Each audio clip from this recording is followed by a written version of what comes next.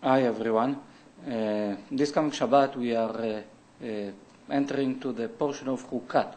The energy of the parashat chukat is associated first with the red cow and all the story of making ashes from the red cow to purify people from the impurity of dead people. And at that time, in the time of the temple, literally they found once in a while a cow that was totally red, slaughter it, burn it, and so on, add few things more into the ashes. And with that ashes, they were, in a special process, they were removing negativity from people. For us, the reading itself that we have this coming Shabbat is helping us to remove negativity from us, and it has healing properties.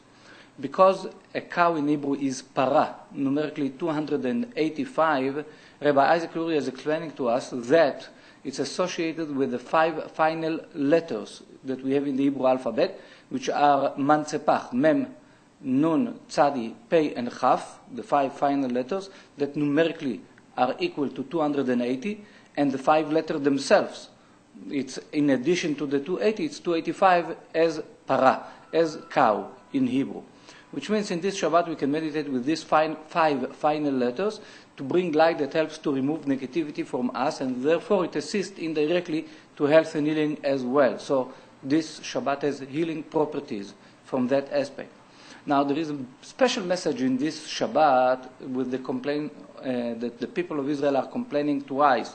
First they are complaining when after the death of Miriam the prophetess, and the people of Israel lost the well of Miriam, the well that provided them with water, because the miracle was because of Miriam, the prophetess. As she died, the miracle disappeared. Now they need a new miracle to assist them. And they were crying to Moses, complaining to Moses that they don't have water. God is telling Moses, go to the rock, and in front of the people, talk to the rock, and the rock will give water. Just talk to him. And Moses coming to the rock, Moses is not believing that the people of Israel will accept such a miracle without a physical action. He says these people are too material consciousness, and they won't understand me talking to the rock and the miracle will take place. So therefore Moses, instead to talk to the rock, is hitting the rock twice. Because the first time did not provide the water, so he's hitting the second time and then the water came out. God is saying to Moses and Aaron in that moment, because you did not believe me, to sanctify my name, to elevate my name in the eyes of the people of Israel, therefore you are not going to enter to the land of Israel. It was a big thing. Now, the message that we can learn from that, Moses did not see that he can elevate the people of Israel in that moment. He thought that they are too deep in the material consciousness. And therefore he was hitting the rock, something physical, and not talking to the rock, which was a higher level, which is more spiritual. We need to learn the lesson to ourselves today. Sometimes we think that someone won't get the message. If we will talk with a person, he's totally in the material world and he won't get the spiritual message. We need to understand that we need to be a channel to the light, those of us that want to, for other people, without judging if the person will accept it or not. Obviously that we need to think how to do it in a wise way, but not to judge if the person is too materialistic or not, because we saw there Moses had opportunity to elevate all the nation, and he lost it because he didn't think that they will understand the message. Which means in the heart of every Jew, in the heart of each one of us, there is there the potential to be awakened one day to a higher level, and we should not judge ourselves or others like, I cannot get there, I cannot awaken to that.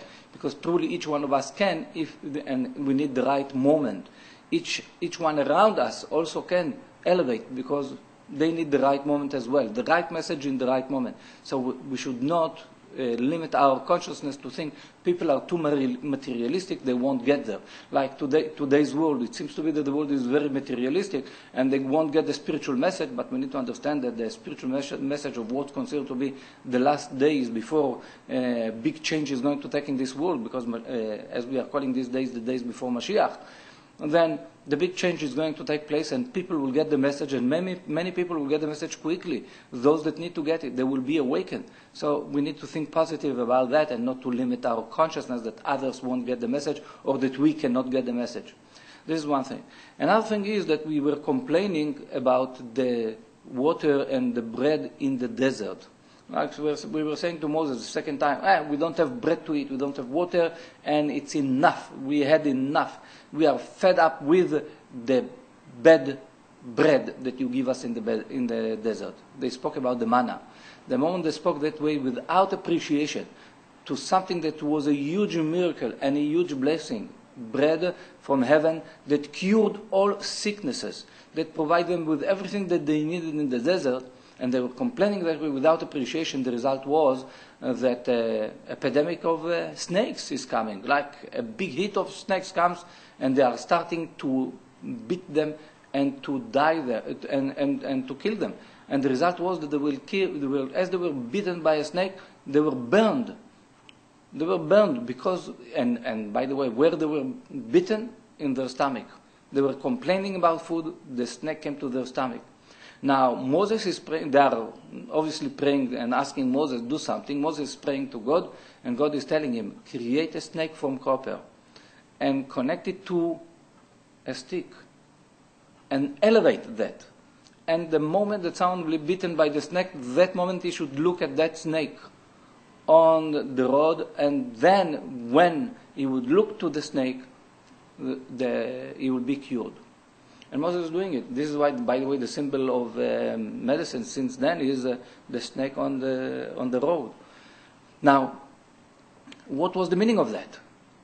After complaining, which is totally not appreciating what they have, by breaking their negativity, realizing that their evil tongue upon the bread that God gave them was negativity that elevated to a higher level. It was not just on the physical level, it affected negatively in higher levels.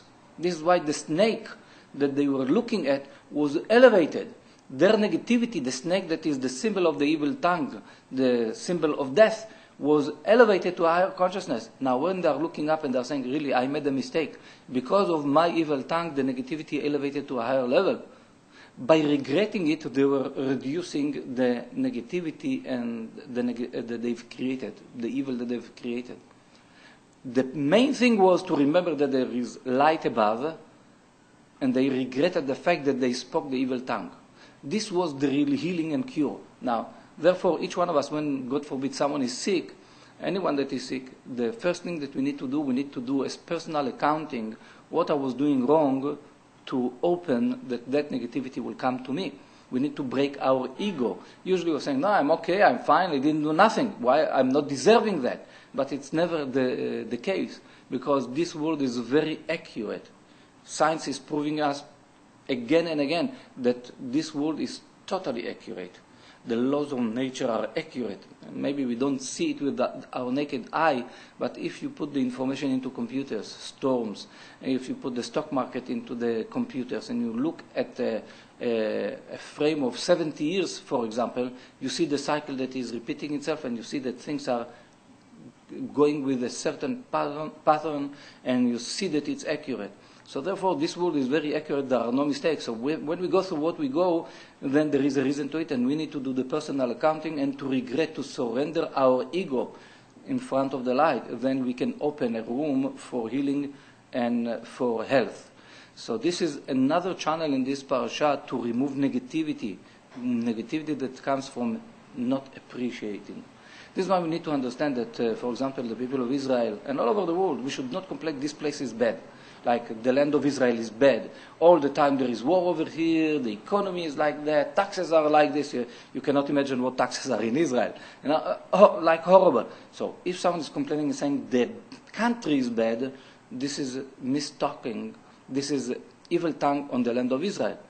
And this is bad to do. Instead of that, appreciate all the good that there is here, and you can say, this is good, I want something better. People are making mistakes. People are behaving not correct. It's not that the place is bad. It's not that God is bad. It's not that the country is bad. It's not that the land is bad. People are making mistakes. The place is the land of milk and honey. This is why we need to remember to be on a positive state of mind of appreciating. It's very easy to forget it with all the ups and downs of life that each one has and the challenges that we have in life. But even though with all the challenges, we need always to appreciate the good that we have in life, because appreciation will attract more blessing. And misappreciation and complaining will attract the snake, as we see in this parasha. So therefore, obviously, that we want to have a protection from the snake, that evil tank force, that evil force of death, and we can do it by learning to appreciate versus complaining. God willing that we will all be in the frequency of appreciation. Shabbat Shalom to everyone.